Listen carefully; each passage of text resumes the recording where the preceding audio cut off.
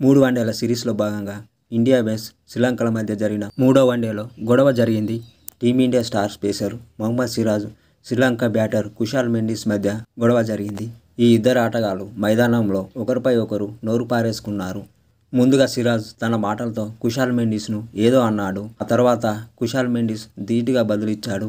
దాంతో గొడవ వాతావరణం నెలకొంది. శ్రీలంక ఇన్నింగ్స్ 37వ ఓవర్లో ఈ ఘటన చోటు చేసుకుంది.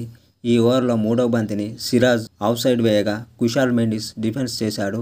బంతి కీపర్ చేతిలోకి వెళ్ళగా కాస్త ముందుకు వెళ్లిన మొహమ్మద్ సిరాజ్ కుశాల్ మెండిస్ను ఏదో అన్నాడు. సిరాజ్ మాటలతో కోపానికి గురైన కుశాల్ మెండిస్ ఆ తర్వాత ధీటుగా బదులిచ్చారు. ఇద్దరు ఒకరికొకరు సవాలు విసురుకున్నట్లు అనిపించింది. ప్రస్తుతం ఇందుకు సంబంధించిన వీడియో నెట్టింట వైరల్గా మారుతోంది. అయితే ఈ 3వ వన్డేలో టీమిండియాపై శ్రీలంక జట్టు 110 పరుగుల తేడాతో విజయం సాధించింది. ఈ 3 వన్డేల సిరీస్ను 0-2 7 ఏళ్ల తర్వాత కైవసం చేసుకుంది శ్రీలంక జట్టు.